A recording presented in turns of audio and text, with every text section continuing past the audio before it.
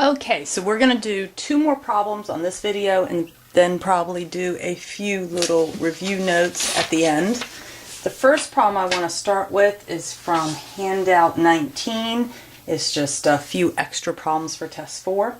And I'm going to do number 5. So if you want to go try that problem, try all the steps first and then come back. That would be good. That way you could check your work. Alright, so 5 drivers are hired to drive each of 2 routes to determine which is quicker. So it's really important that you catch that it's the same drivers driving each route. It's not 5 drivers doing Route A and then 5 different drivers doing Route B. It's the same 5 drivers. And that really helps eliminate that, you know, some people just kind of drive faster than others. Some people drive slower. So it's eliminating any of their personal driving, techniques. So since it's the same 5 drivers, this is a matched problem. Very, very small data set, n is 5 here. That's why I had written in we have to assume normality. And then it just says, is there a significant difference in times? It's not asking if which one is bigger or smaller. So that's going to save us. We don't really need to think about whether it's greater than 0 or less than 0. We can just say equals 0. Now remember, since this is a matched problem, when we set up our HO and HA, we're not going to be showing like a mu1 and a mu2. It's just going to be that mu sub d. And it says, is there a difference? Okay, so mu sub d does not equal 0. Is there a difference? Versus mu sub d equals 0. And remember, I'm just doing that mu sub d, that sub d part, just to remind myself this is a paired problem. Now, part of step 2 will be to define what mu sub d is. Now this is where you do have the freedom. Since you have real data, you could do Route A minus Route B, or you could do Route B minus Route A. It does not matter. I'm going to do Route A minus Route B. So I'm defining mu sub d as the difference between mu A minus mu sub B. Okay? Then I have to go on and say, what's this mu sub A standing for? Mu sub A is the true, let's see, what is it? Yeah, mean driving time. True mean driving time on Route A. Mu sub A is the true mean driving time on Route A. Mu sub B is the true mean driving time on Route B. Okay? And it's stated normality. Now, I don't think I've really pointed out in class yet, one of the biggest mistakes students make, and I don't care what hypothesis test they're doing, when they're doing step 2, the biggest mistake is they try to say what they're testing. We're not talking about that we're testing not equal to 0 or anything like that. We are simply defining what mu sub A stands for and what mu sub B stands for. I am not putting this entire hypothesis test in words. I am just defining, well, started with defining what mu sub D is, and then I'm defining what those 2 things are. Alright, I like to kind of start to fill in my test statistic, but I can't until we go to the calculator. So since I've chosen to do Route A minus Route B, again, those 5 numbers are probably just as easy to do, in your head or by the calculator, but if you want to practice doing that L1, L2, L3, go ahead and put the Route A times an L1, the Route B times an L2, okay? And then in L3, make sure you kind of highlight it above the horizontal line, and then it will say, so I'm kind of showing you the calculator, what the calculator screen would look at right now, and it will say L3 equals what? So you can go second of 1 minus second of 2, and that will make an L1 minus L2 come up. That's representing the A minus B. Hit enter. It will fill in with the 5 differences into L3. Okay, so go ahead and get that on your calculator, pause the video, then come back. Okay, I'm going to erase some of this.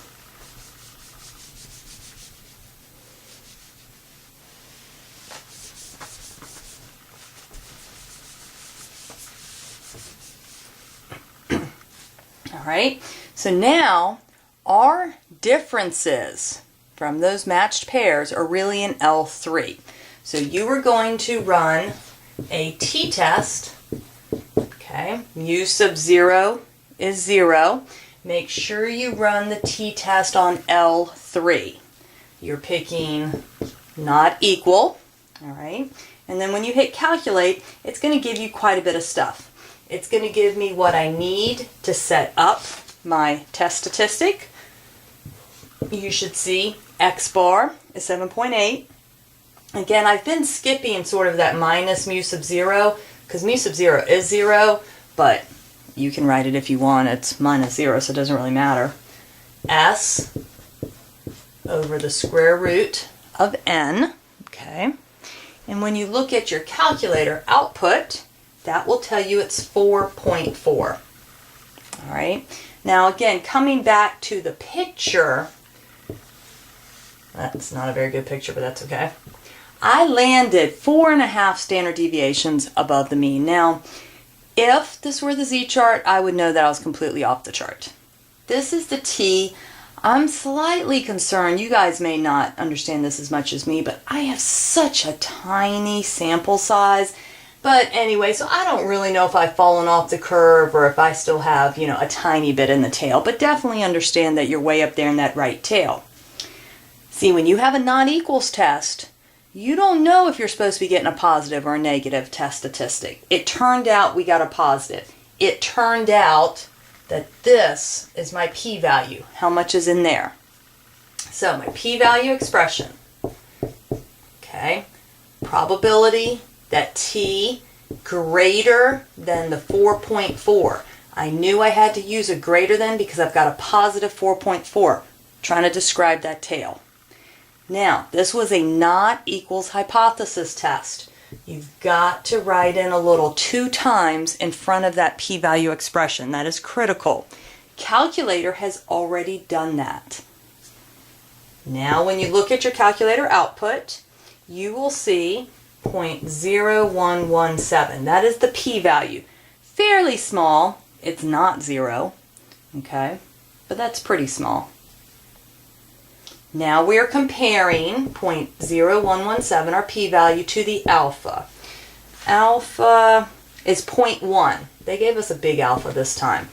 So 0.0117 is definitely less than or equal to 0.1. So I'm going to reject HO, okay? And I'm going to make a sentence after I erase that says there is evidence of a difference in the times. There is evidence of what I was being asked. There is evidence of the question in the problem.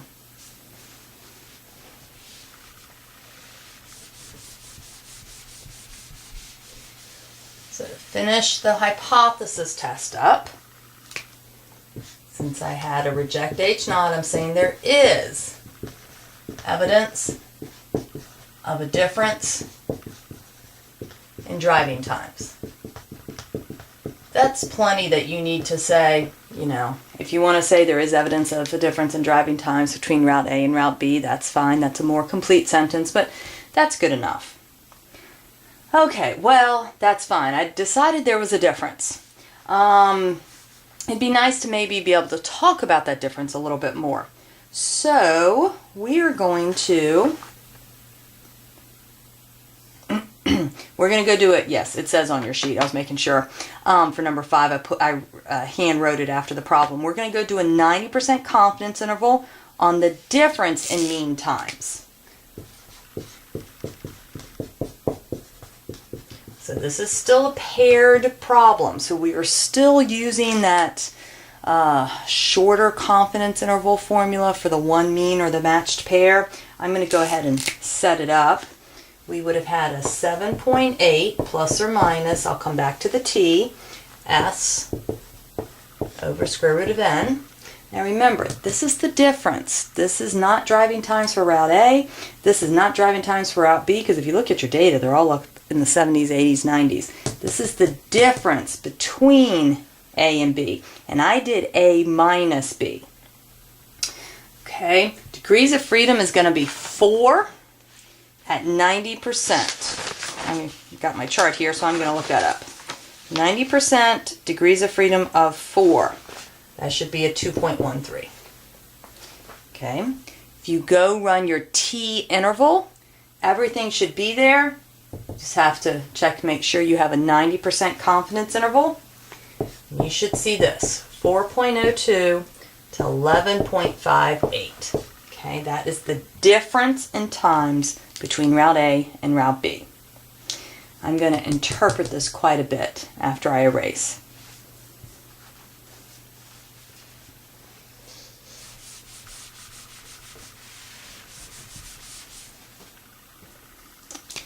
Alright, so to answer the question of the hypothesis test, the hypothesis test simply asked, is there a difference?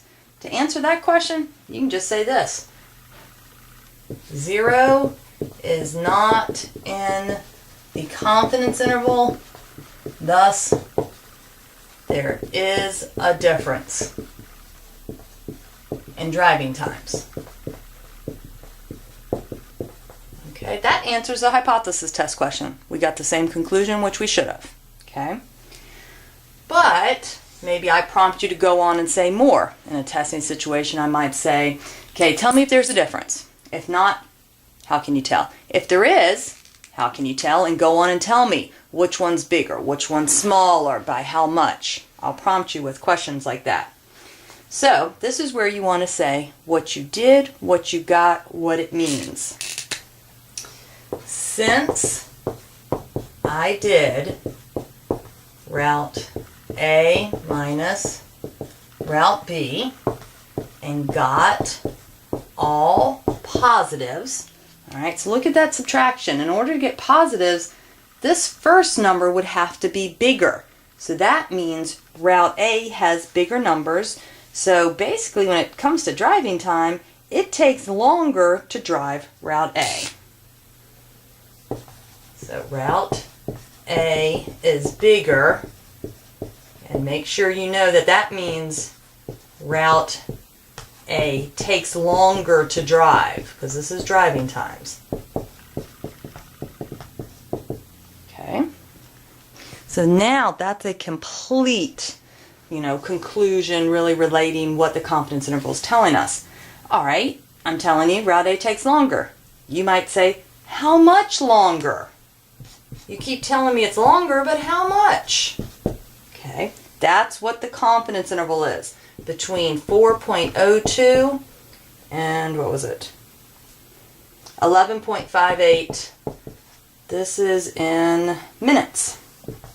So somewhere between 4 and 11.5 minutes. So again, that's probably up to your personal preference on whether it's worth it. The classic example of this, taking the back roads, taking the highway. Highway is usually quicker, but some people don't mind spending an extra 4 to 11 minutes if they get to have a scenic drive and all of that type of stuff. So always trying to bring in the statistical significance and the practical significance. All right, so that's number 5. That's pretty much everything we could do with number 5. Matched problem because it was the same drivers. All right, we are going to go on, staying on handout 19, we are going to do number 4. So again, if you want to read the problem at least, if you want to try the problem, pause the video and then come back.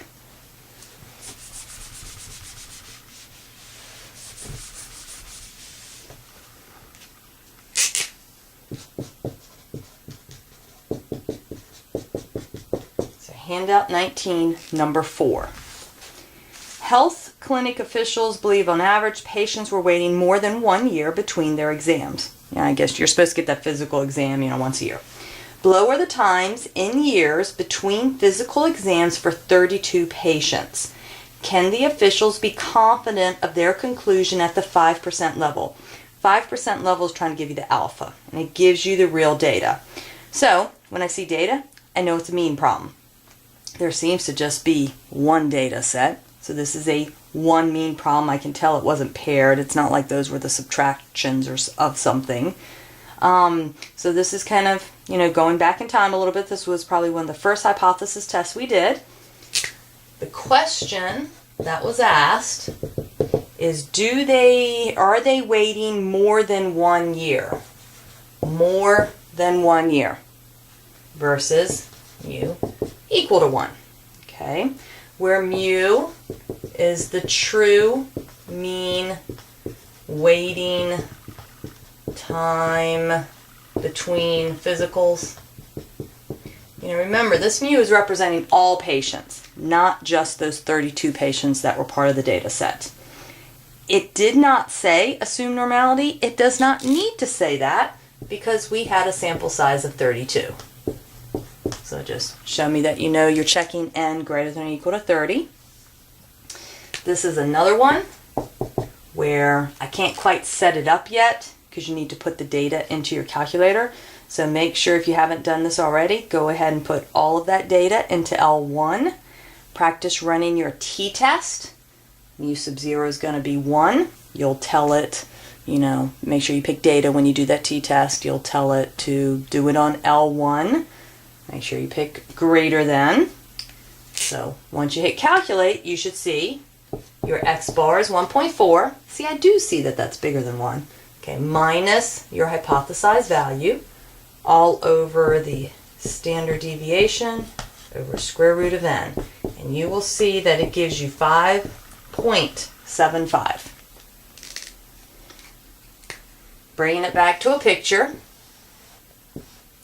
See, I was trying to see if I had come from this curve at 1, and I knew I had landed at the quote-unquote the x value at 1.4, but I didn't know where to draw it until I see my t value. This is almost 6 standard deviations up. If this, again, were the z-chart, I'm completely off the curve. I'm feeling pretty good that I'm off the curve here. That is awfully high. I got a pretty good sample size.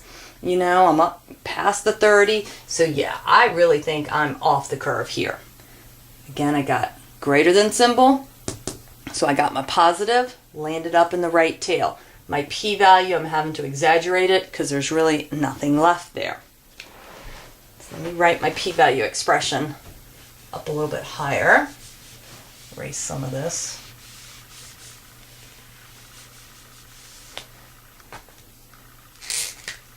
So the p-value is the probability that t is greater than this positive number I just got.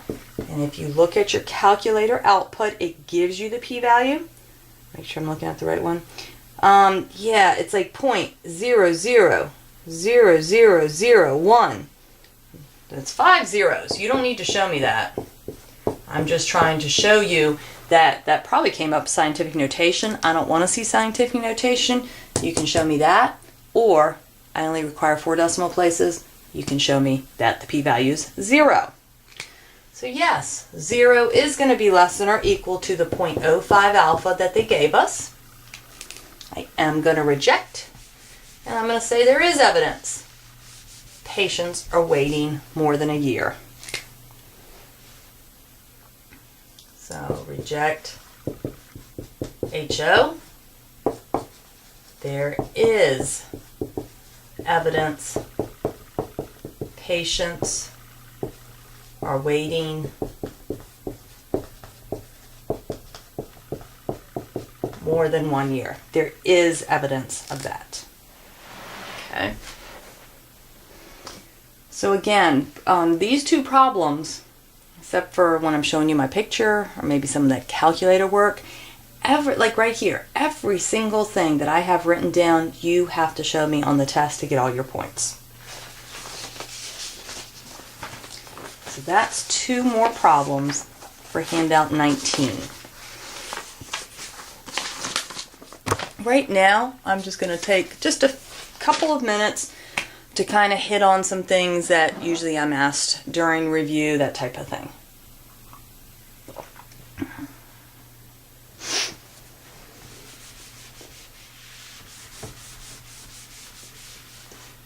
Okay. We did already see one on this video, but remember, anytime that in HA, when you have a not equal hypothesis test, when you go to do that p-value expression, you have to put a 2 times in front of whatever that expression is. Anytime you have a not equals in the HA, you got to put that 2.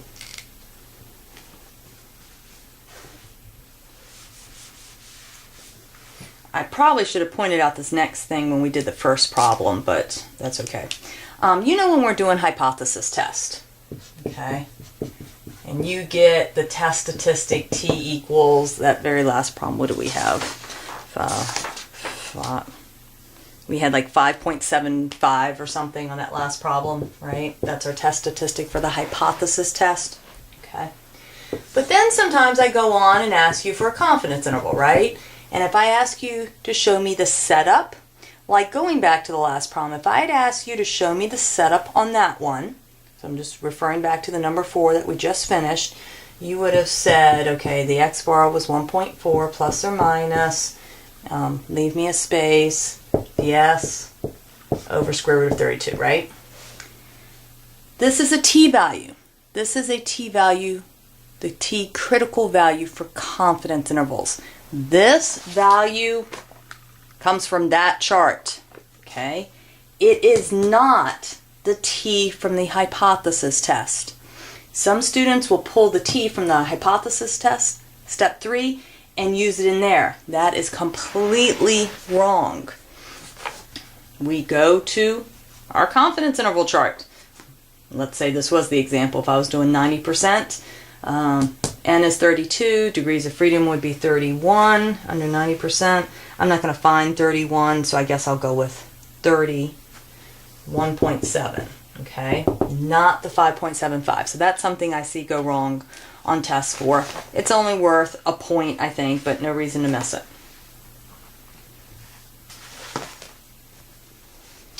All right. Again, briefly, how to tell the difference between paired and independent problems. Same group of people are in each sample. Before-after problems are a subset of this because they're the same group of people. If you've done Handout 17, we had a problem where the same people picked up beans with their left hand, beans with their right hand. It was the same group of people. We just did a problem, the same drivers drove Route A and Route B. We had another problem on Handout 17 that was asking women, how tall are you? How tall do you want to be? We asked the same group of women, okay? Then it might say, that's why I'm putting it in quotes, and we paired or matched it by some variable.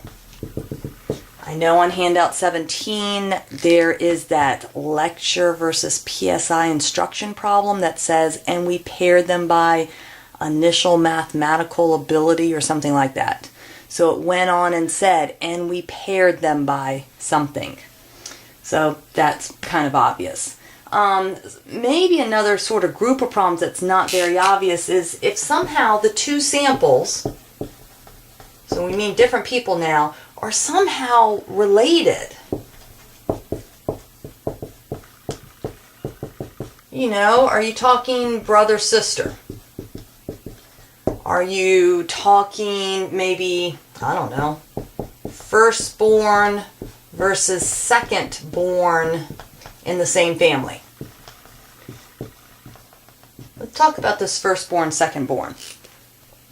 You know, maybe we wanted to study how long parents wait after they have the first baby till they have the second baby, okay? So we would need to see, you know, the ages of firstborns and secondborns within the same family. See, I don't want to compare the oldest kid of the Jones family to the second oldest kid of the Smith family. That doesn't make sense. I want to compare the first oldest of the Jones family to the second oldest of the Jones family. Then I would want to go the first oldest of the Smith family to the second oldest of the Smith family. Then I would want to go the first oldest of the Watson family to the second oldest of the Watson family. I would want to do it within the families because that's showing me how, you know, basically how long the parents waited in between, that type of thing. So if you can tell that we really need to be pairing up the data, that the pairing is essential to the problem. Okay. Last little thing, I don't know how helpful this is, but in I think each of the classes I tried to start talking through Handout 17 as to what types of problems they are.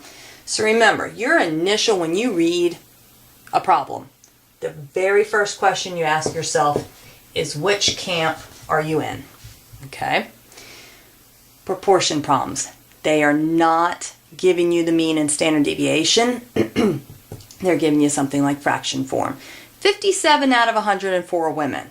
It might give it to you as a percent. 57% of 104 women. Something like that. Mu problems. So this is all the same stuff that we talked about before test 3. Mu problems, they're giving you real data, or they're giving you the means and standard deviations of the data sets. All right. Now we've only done one P problem. So if you determine it's a P problem, I can tell you right now it's a 1 prop Z test. Now I'm giving it to you in terms of hypothesis tests, not confidence intervals. Okay. But if you determine it's a mu problem, then the second question you have to ask yourself is it 1 sample or 2 sample? And that's where it can get a little bit trickier. 1 sample or 2 sample? So, you know, there was a couple problems that it made it seem like we had 2 samples, but if you really look closely, they didn't give you sample size and standard deviation of the second piece. They pretty much told you the truth, like that sewage sludge problem. They told you the truth for the standard method. Then they gave you the sample stuff for the new method. So that was just testing the new method all the way through. If you decide it's 1 sample, then it's a t-test. All right. Well, now, what about if you had decided it was 2 sample? Then you have to decide, is it independent or is it paired? Okay, and we've just a couple minutes ago and then in class we talked about how to tell the difference between independent and paired. If it's independent, you're doing 2 samp t-test, and if it's paired, it basically boils down to a 1 sample, so you'll be doing the t-test. So really, it's only boiling down to 3 different tests on the calculator, but they are 4 different hypothesis tests. It's just that the 1 sample t-test, 2 sample paired, pretty much are the same test, but they were set up very differently. All right, so that's it for this video. Make sure you practice all of the problems, particularly handout 17, handout 19, hamster handout 18. Go back through, you know, some of our earlier handouts, 13, 14, 15. Handout 16 has 5 problems on it. So then when you come in on Monday, or if you happen to be a Tuesday, Thursday class, when you come in on Tuesday, you'll know what you want to go over. What was I going to say? Well, I've lost my thought. Oh, I know what I was going to say. You do not have to memorize the steps. If you look back at, I think it's handout 13 and 14, whatever the sewage sludge problem was and the Alaska America problem, if you noticed, I had put on those problems on that piece of paper, A, B, C, D, E, sometimes an F and a G. Those came off of old tests. That's exactly how I'm going to prompt you. So you will be prompted for all of the steps on the test. You do not have to memorize the steps. You just have to know what I'm prompting you for to be able to write it down. All right. Good luck studying. Make sure you don't wait till the last minute. This is a test that you really can get a very good grade on because it's not like it's a lot of different topics. They're all hypothesis tests, I mean with confidence intervals, but those are fairly easy too. Do remember to practice the alpha and beta errors. We did child abuse disease in class. On that same handout, I think there was something about being maybe pregnant and not pregnant. And then on handout 17, number 2, it's either something about smoking or cancer or something. So there's 3 of those alpha beta questions that you can practice. Last thing I'll tell you in class 2, as you're getting good at these hypothesis tests, you need to time yourself. I would say you need to do any full hypothesis test, start to finish, in 12 minutes or less. I'm guaranteeing you that you have 3 hypothesis tests on the test, so that's like 36 minutes. Then there's 2 other shorter problems. Let's say those are 5 minutes each. So that puts you at 46 minutes. So So that gives you between 4 and 14 minutes to maybe have to think about something, check your work, that type of thing. So you are not ready for my test if it's still taking you 20 minutes to do a full hypothesis test. So it's not only understanding the material, but it's being able to do it quickly. You got to practice this stuff until you are bored out of your mind. When you are so bored and you're like, oh my God, every single problem is exactly the same, that's how you know you're ready to take my test and get an A on it. All right. Good night.